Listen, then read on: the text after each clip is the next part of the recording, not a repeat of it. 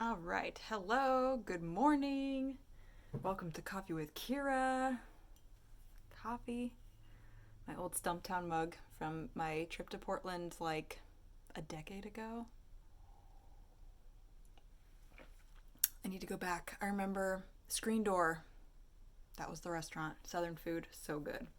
We're not here to talk about restaurants in Portland. Um, this week has been nuts. Nuts. But I've survived. Hazel decided he didn't want to sleep anymore at all, period. He's gotten like, all told, yesterday was a sub 12-hour day total with naps and everything, like from a 24-hour period. And it's been around 12 hours pretty much all week. So, yeah, it's just been nuts. But despite that, I actually, like, things have been hard. Yeah, things have been hard. I've been snapping at Jamie. I've been stressing out about dumb things. But right now I'm jazzed because the boys are out of the house for a little bit. It's so quiet in here. It's so weird. And I have some things to share. So let's get to it. I also am in a good mood currently. Like, you caught me in a good mood.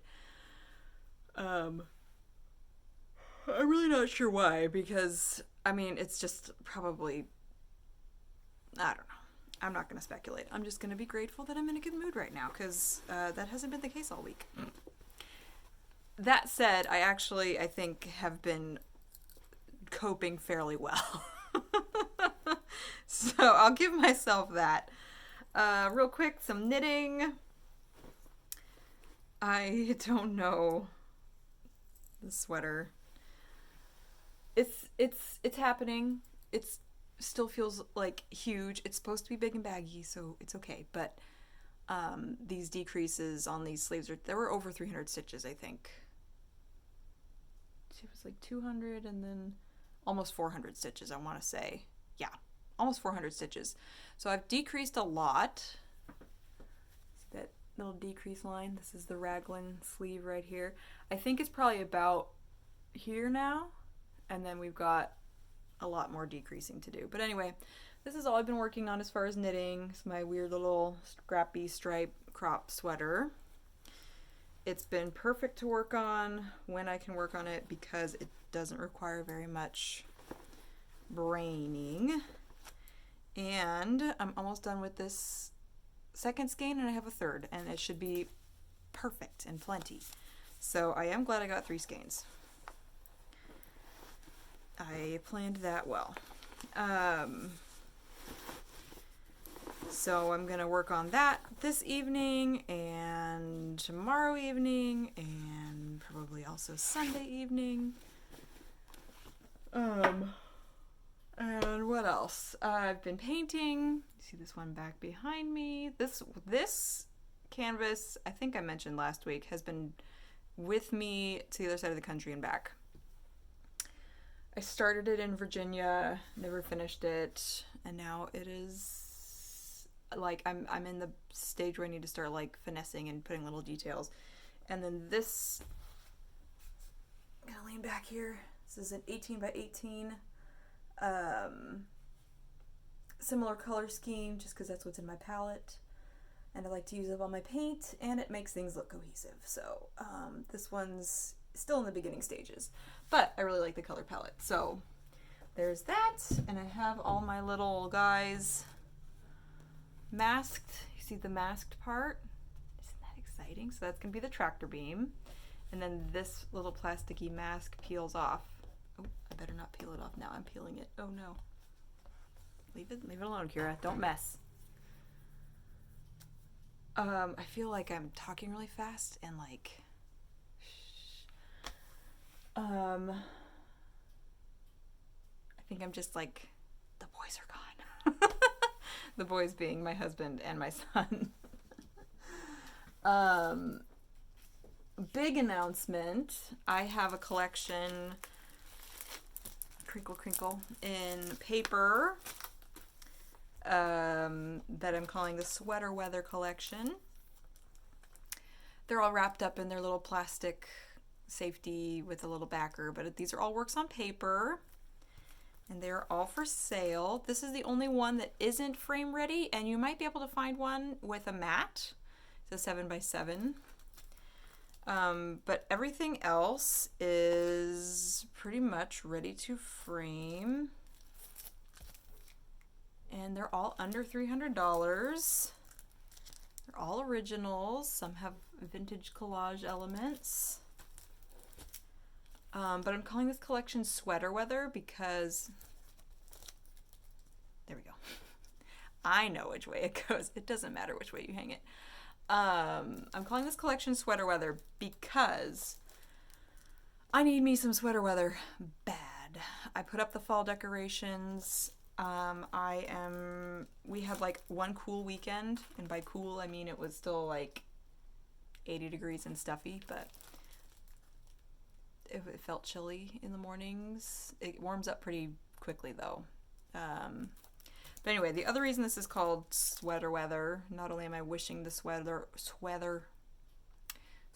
weather into existence, but I feel like the colors, this is like the autumn of my dreams.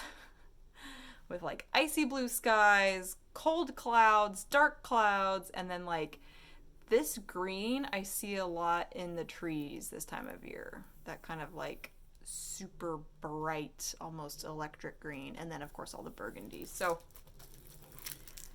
again, fall colors, pink. We need more pink in our lives. I still haven't seen the Barbie movie. It's a travesty, but I am glad that pink is having a moment. So anyway, I picked these pieces, put them together because I feel like they share those qualities, or they have like coziness to them, or one reason or another. But anyway, that collection is available on my website right now. So go buy you some art. Get you some fall feels with some art. They're ready to ship. And that's really it. I'll spend a few minutes talking just about rolling with the punches, I guess. So I had signed up to have a booth at the Superfine Art Fair in September, or in San Francisco in November. As the dates get closer, I have been feeling more and more stressed about it, as it relates to Hazel's care. So he is still breastfeeding. He's still waking up a couple times a night. I'm not in any hurry to change any of that, but with either all three of us traveling to San Francisco or me leaving Jamie and Hazel at home, either way, it felt like a lot to manage he would be about a year, a 1-year-old who's still breastfeeding, and me being gone for 12 hours a day, and etc. For a long weekend. It's like, I think it's a 4-day event, 3.5-day event, plus set up and tear down, and traveling in the city, and traveling to the city. So it just felt like a lot, and we could have pulled it off, but I have positioned myself in such a way that I do not need to be at this event. My livelihood does not depend on it. I still have a day job, which I'm extremely grateful for, because it allows me this flexibility to be able to say no to things. It does not allow me flexibility in other ways, but it's all a trade-off, right? It gives me stability, and it gives me flexibility because of that stability. The flexibility to pick and choose what I want to say yes to. So I've deferred Superfine to next year. which they were more than happy to do for me, which is awesome. And we'll just see what happens next year. Things will be very different, I'm sure. Hopefully in a lot of ways. But, like, I may or may not still be breastfeeding, but we will probably have a different system down by then. I mean, who knows? It's hard to predict what a brand new human is going to do and how they're going to interact with life. But anyway,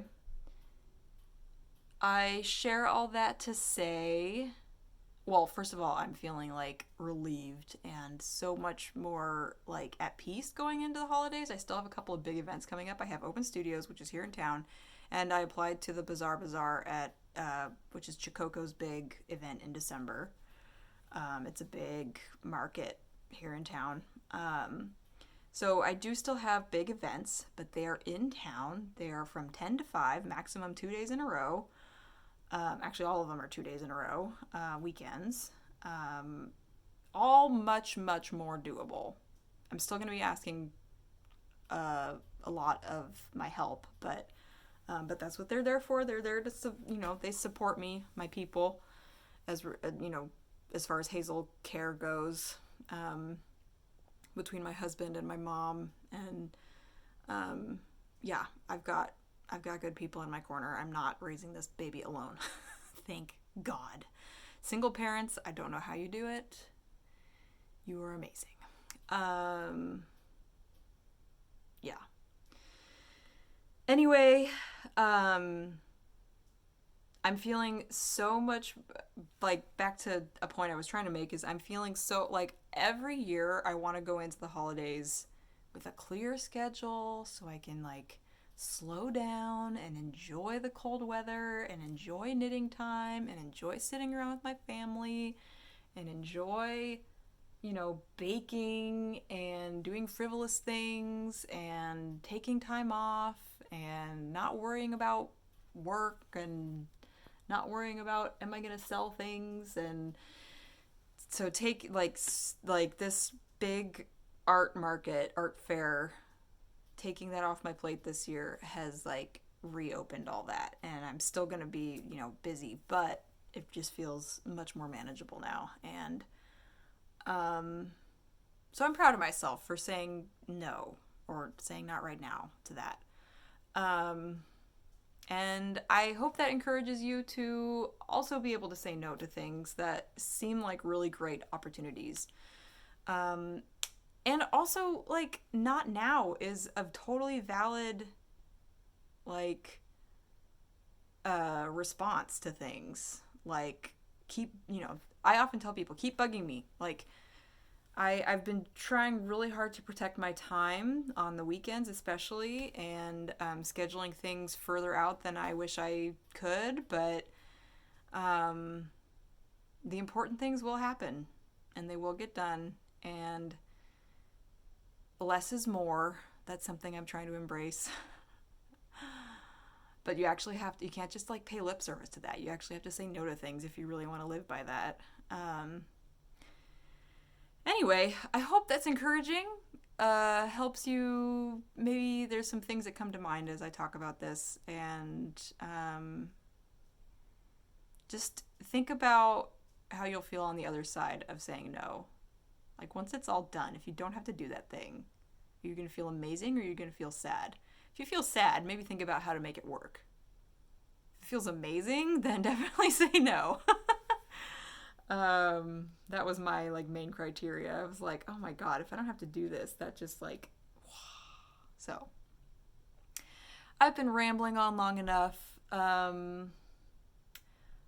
do hope that whenever you're watching this, that you are in a cozy place, you have a warm beverage, you have air conditioning if it's still hot where you are, like it is here.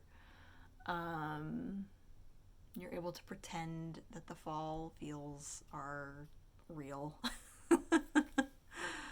Buy some Halloween decorations and have a good week. I will talk to you next week. Bye.